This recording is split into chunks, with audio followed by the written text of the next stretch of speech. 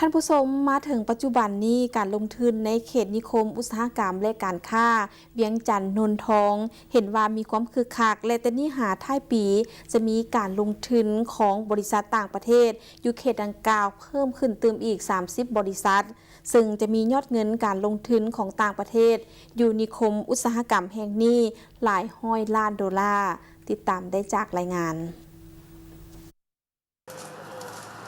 โครงการก่อสร้างโรงงานผลิตสายไฟ TSB เป็นหนึ่งในโครงการพัฒนาอยู่ในเขตอุตสาหกรรมและการค้าเวียงจันทน์นนทองเป็นโรงงานผลิตสายไฟประเภทต่างๆเพื่อสมใช้ภายในและต่างประเทศโดยเฉพาะสายไฟที่รับใช้เข้าในอุตสาหกรรมรถยนต์ท่านคาบุระกิอิซาบุประธานบริษัทได้กล่าวว่าTSB ビエンチャンはですねการสร้างตั้งโรงงานแห่งนี้ขึ้นมา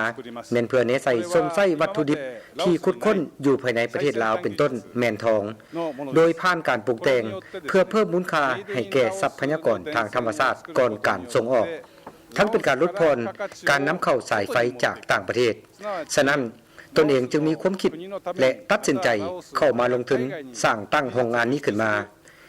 โรงงานแห่งนี้ในเบื้องต้นแม่นจะรับเอากรรมกรแต่500ถึง800คน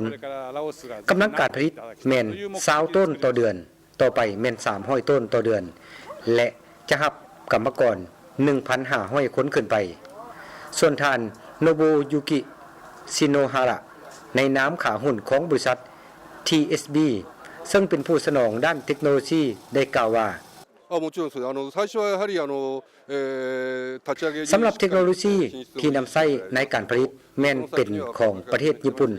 100% โรงงานแห่งนี้เป็นโรงงานที่2ที่พวกเขาสร้างขึ้นอยู่บรรดาประเทศอาเซียนซึ่งแห่งทบิดแม่นสร้างตั้งอยู่ประเทศไทยสำหรับสายไฟที่ผลิตออกมานั้นส่วนหนึ่งแม่นจะสนองให้กับบริษัทประกอบรถยนต์อยู่ในลาวและอีกส่วนหนึ่งก็จะส่งไปยังประเทศจีนเวียดนามไทยและบรรดาประเทศอาเซียนส่วนกำลังแรงงานแม่นบ่มีปัญหาเนื่องจากว่าญี่ปุ่นจะส่งผู้เชี่ยวชาญมาช่วยฝึกอบรมและมาประจำอยู่โรงงานท่านท้องขันวงพระจันทร์รองประธานสภาบริหารเศรษฐกิจนิคมอุตสาหกรรมและการค้าเวียงจันทน์นนทองให้รู้ว่านโยบายหรือว่าสิทธิประโยชน์พิเศษเนาะก็หลักๆก็หมายความว่ากฎหมายส่งเสริมการลงทุนของพวกเขาหั่นแหละที่ว่าเป็นหลักเนาะต่อมาแล้วพวกเขาได้มีดำรัสของนายกว่าด้วยเขตเศรษฐกิจพิเศษ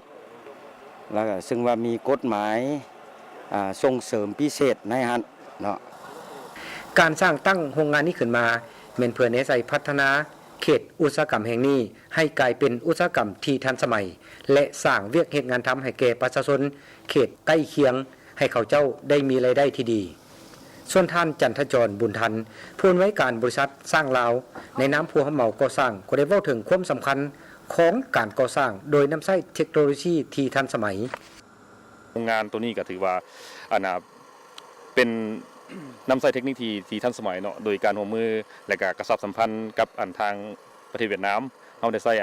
โครงเหล็กมาจากเวียดนามและก็คือโดยเฉพาะในส่วนของหลังคาเป็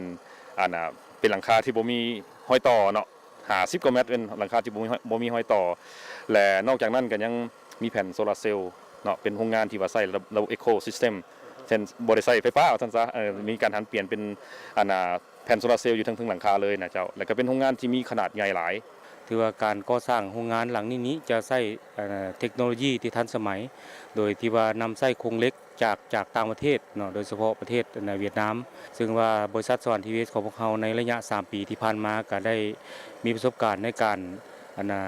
สร้างโรงงานMMC เนาะ Mitsubishi Material Corporation นั้นถือว่าก็ได้รับความเชื่อมั่นจากบริษัทลงทุนของญี่ปุ่น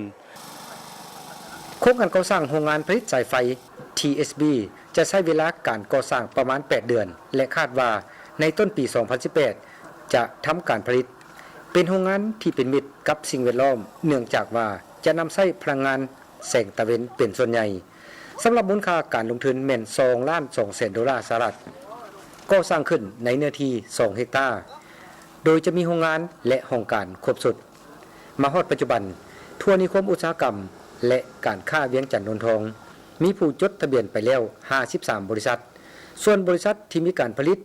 และส่งออกสินค้าแล้ว แม่นมีถึง23บริษัทอีกส่วนหนึ่งก็อยู่ในระยะการก่อสร้างคาดว่าหมดปี 2017 จะมีอีก30กิจการสร้างสำเร็จและดำเนินการผลิตนักลงทุนส่วนหลายแม่นนักลงทุนจากประเทศญี่ปุ่นและไทย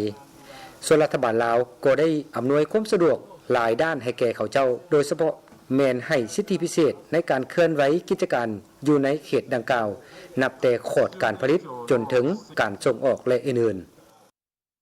ๆ ท่านผู้ชมที่เคารพจากนี้ไปพักกัน